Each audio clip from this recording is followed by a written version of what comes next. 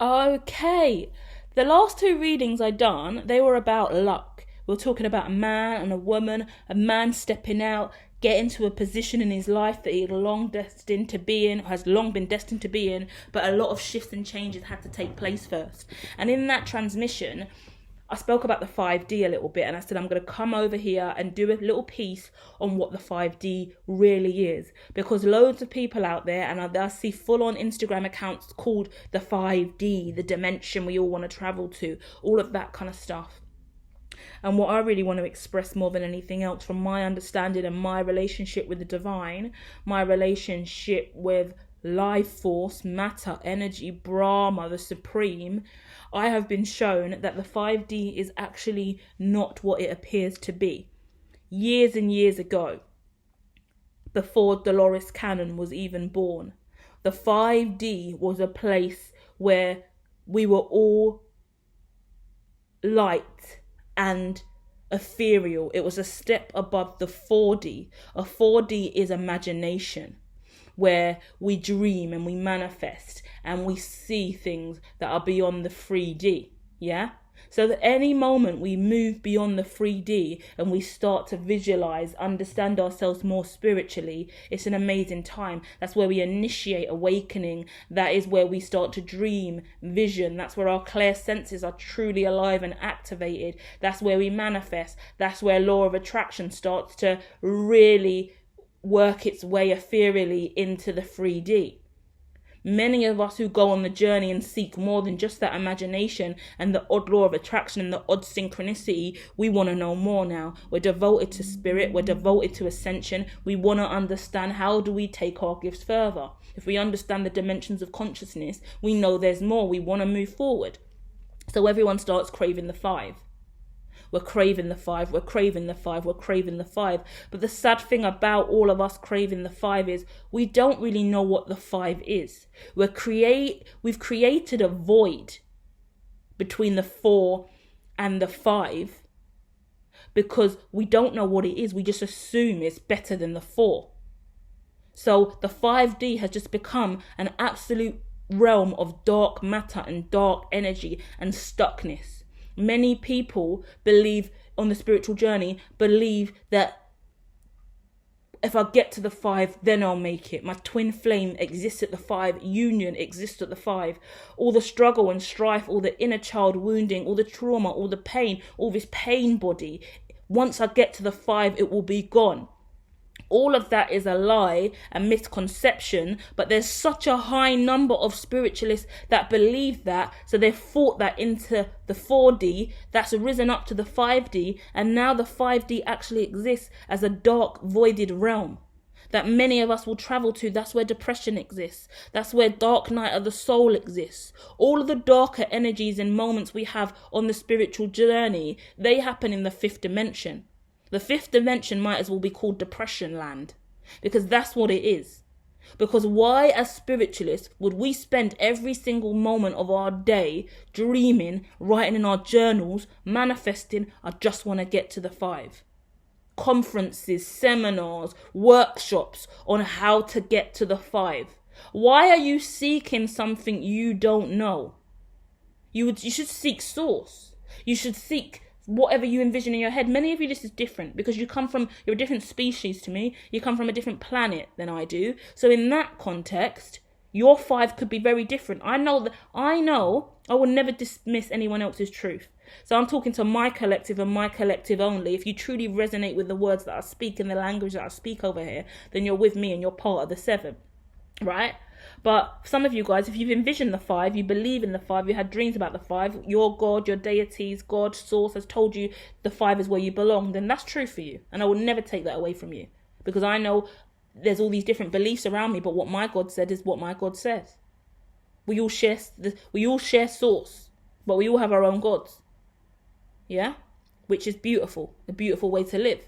So I'll never take that away from you guys. But from my understanding, seeking the 5 is the worst thing you could do, because you're seeking something you don't know, and you're always never going to know if you have it because you don't know what the 5 actually is, and you're craving the unknown. Spend your whole life craving the unknown. Benefits no one. You get lost in cycles of depression and positive and light and dark, and you're up and you're down and you're up and you're down, and your mood's constantly back and forth because you can never find fulfillment when you're chasing something you don't know. It's like the meme or the reel I see on Instagram of someone's got a skeleton. It's like an AI reel. A skeleton has got money coming out of its head on a bit of string, and it's just the string's leaning over, so just enough for the skeleton to see it. And the skeleton's just walking in front of a grave over and over again, trying to get that roll of money that's actually attached to its head, attached to its skull. And then it just gets older and older, and the bones start to wibble, and all the bones just drop, the money drops all into the grave, and then it's over and the reel starts again. And that's it. That skeleton has no idea that money it's chasing is actually tethered to it, and it's on top of its crown. And then the skeleton's just spending its whole life chasing that money until it falls into the grave with that money. Really symbolic. Real. And that's exactly what the 5D is. You're just chasing the unknown, chasing the unknown. So as I say that, and I pin that as what the 5D is and tell you to stop chasing it, let me explain to you from the 1 to the 7, because this is the channel over here where I live in the 7D. I work with the 7 chakras. That there are more than 7 chakras, I am aware of that. Air chakras are really, really significant for me as well. There are chakras below the root, chakras above the root, chakras at every single point along our body, like the tree of life would dictate as well.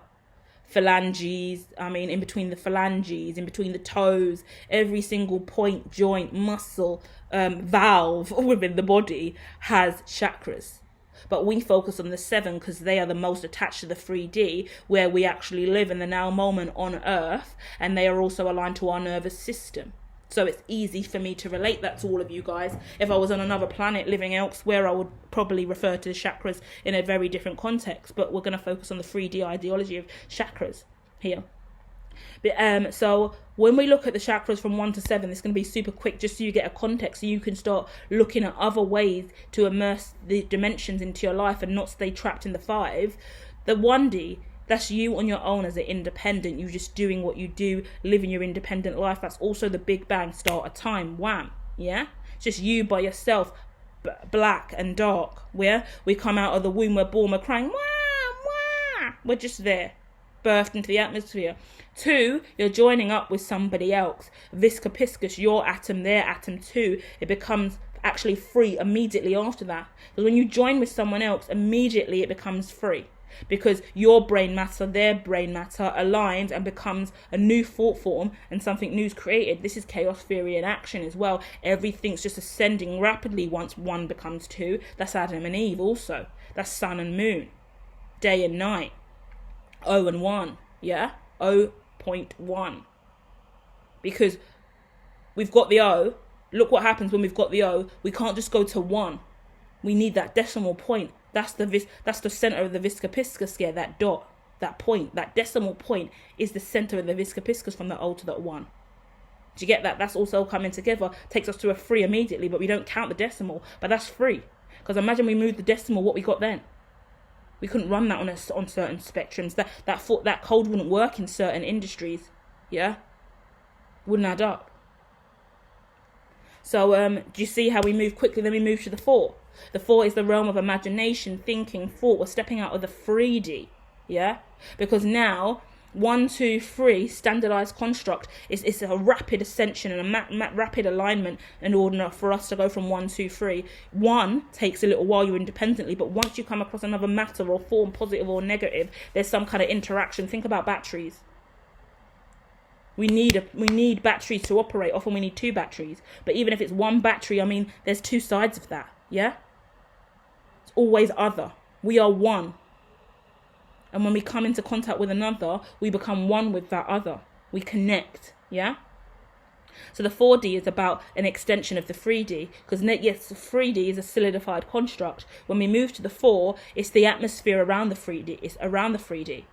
We're looking at a cuboid or a sphere or something like that, then it's just sitting there as a solidified construct. But when we move it in the atmosphere and we move it around in our hands, what's surrounding it? Oxygen. Yeah?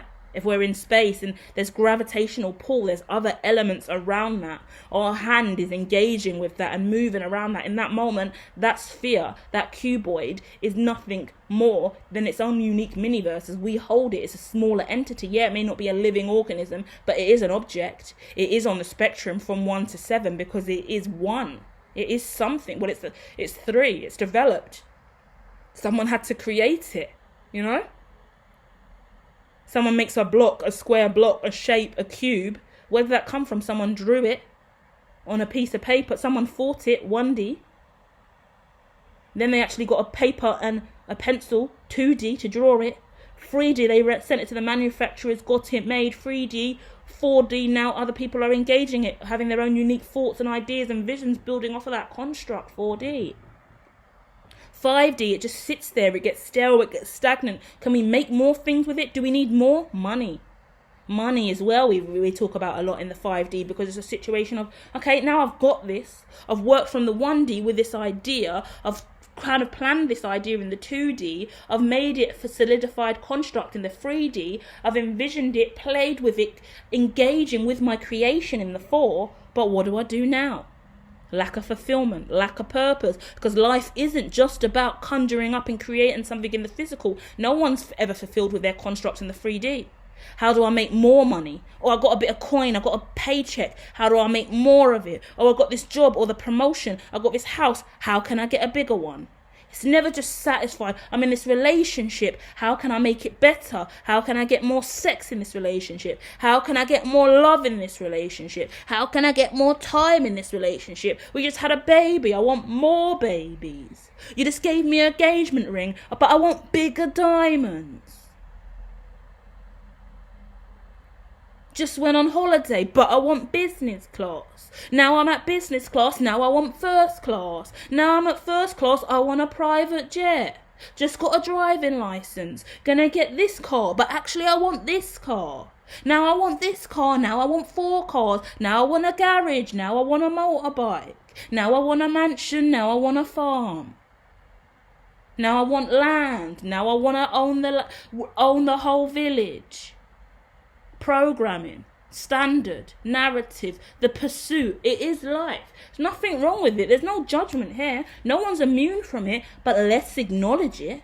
Let's acknowledge evolution in the mind space of how we're all programmed in this lifetime on this planet we call Earth. So as we move through that, where are we now? We're at the 5. So most people get trapped in the 5. I always say depression and mental health, mental illness exists in the 5. The only way you get out of the 5 is you've got to make a different choice.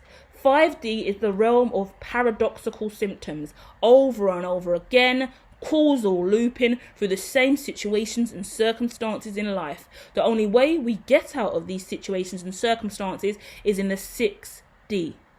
Because the 6D is on and off, binary system, yes, no, on, off, yin, yang, black, white, on the chessboard, your move, my move. This is where you look at life and you realise you're just a pawn in the game. And this is where you have to make a move and play chess against yourself, right? Play a game of chess against yourself. You and your higher self no, not even you and your higher self. You and your dark and light are playing chess. And you got to play the whole game until someone hits checkmate and you're done. And then you can move to the 7D. 7D is a beautiful vibration that you can maintain and constantly exist within that realm of true crown chakra energy when you commit to making choices over and over again. My issue in life, is so many people think, oh, I've done this in my life. I've made it to this promotion, this position in life, this much money in my house, my life, this house, whatever it is, and you go, right, checkmate, I've done it, I have all of this now, I'm gonna be happy forever. But in your mind, you're still pursuing that more, aren't you? Remember that what I just told you about constantly, I want a bigger this, I want a bigger that, but you're not making new choices.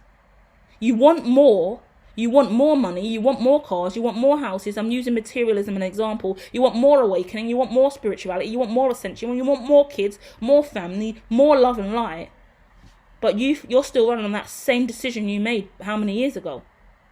You're running on a paradoxical, you're running through that causal loop over and over again. You're just going through paradoxical symptoms over and over again.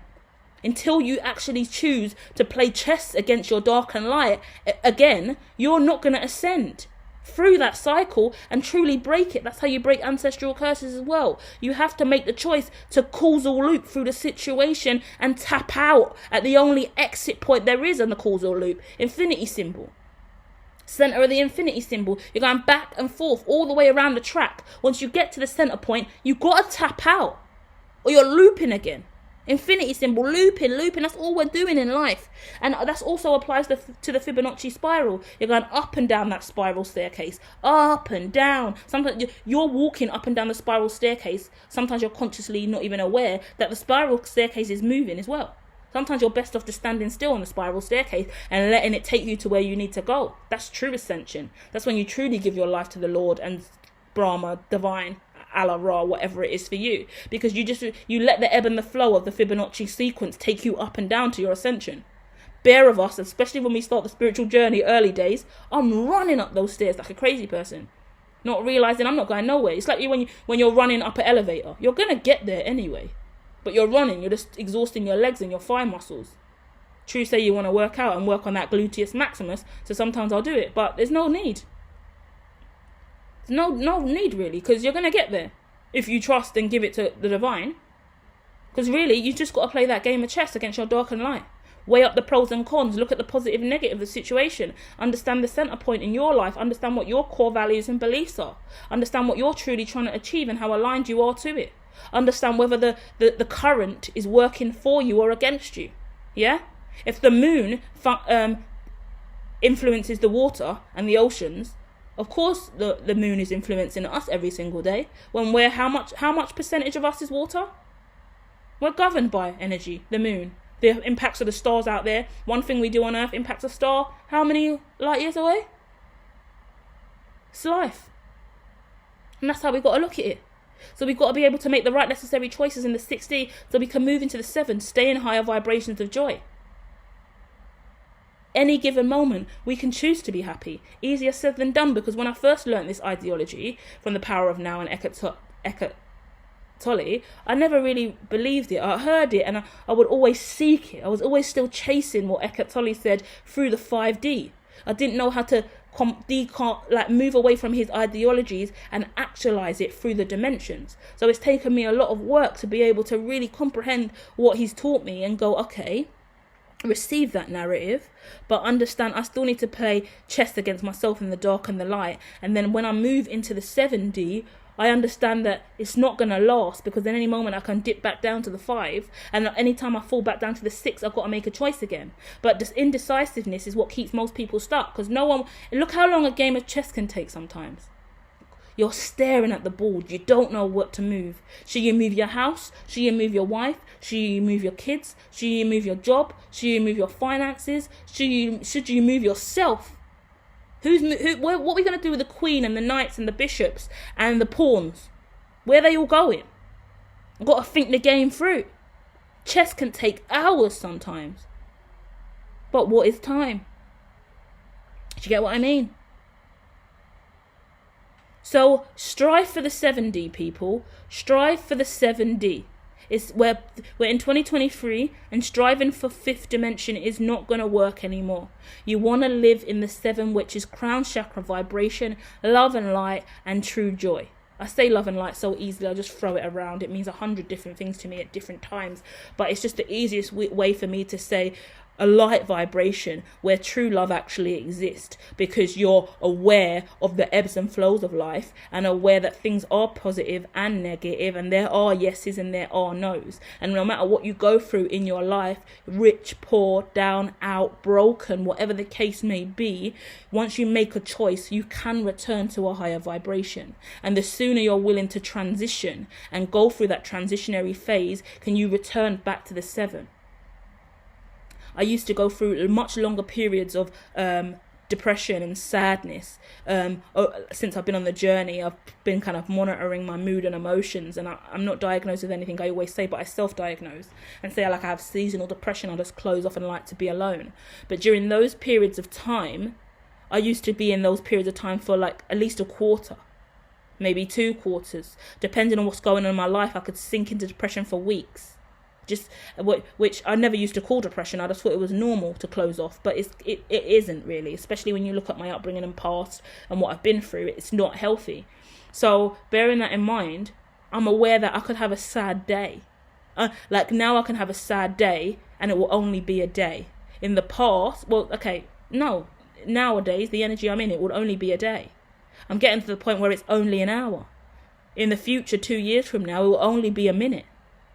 That's taken 7 years of dedication, because I could go through those heaviest shadow, dark night of the souls for months. Months you're sitting in dark night of the soul, not knowing how to move, because I don't want to make the binary decision that needs to be made, which is a simple yes or no, up or down, left or right. What piece am I going to play? So you keep playing that chess game with yourself, with your higher and lower self. And the more that you keep playing that game, because remember, this is not a game against the rest of the world. This is not a competition against anyone else. You're competing against your higher or your lower, depending on what you identify with at the time. And that's important in regards to identity. Because if you're conscious enough to go, right, I'm my lower self today, then you know you're competing against your higher. If you go, I'm in high vibes today, then you know you're competing against your lower. And that is the only consciousness you really need to win the game and checkmate out. Because if you know you're the dark in the situation and you're competing against the light, then you know what moves to make to return to the light. And actually, you're probably going to want to let the light win. You're not going to throw your hand, but you're going to play the best you can. And either way, you're working on alignment again. You want to bring that light and dark back into unity. Because remember, we've just left the 5D where you're deeply in the dark night of the soul. And even funny thing about dark night of the soul, right? And 5D, it can also look like light. Dark night of the soul can look like light day of the soul. Ain't no one talking about light day of the soul. I just made that up. Let me coin that shit. Light day of the soul, baby. Because sometimes we're so fake as spiritualists. So fake. Love and light, how are you? Come into our session today. Tibetan bowls. Ding. Oh, let me sage you. Yes, it's beautiful. All of you breathe with me. We're going to do the cat-cow, the yoga, all of these moves. Oh, yes. That's not really how you're feeling at the core.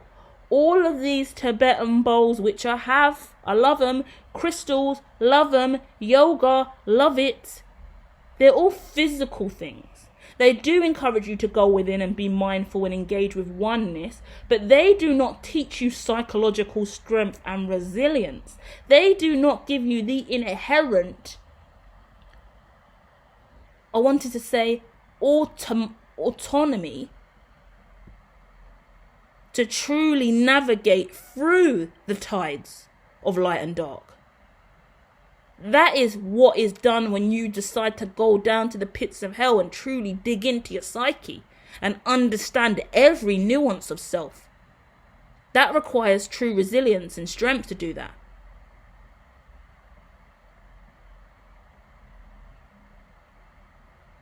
So I hope you found solace in today's transmission as we spoke about the 5D, and I hope you understand how important it is to be able to understand the light of self and the dark of self, and understand that the chess moves that you're making isn't even to compete with your light and dark, but it is to checkmate out. So both of you, the moment you hit checkmate, that yin and yang spiral, circle, composition becomes a flux again, spinning around again, that Fibonacci again, that infinite symbol again, yeah?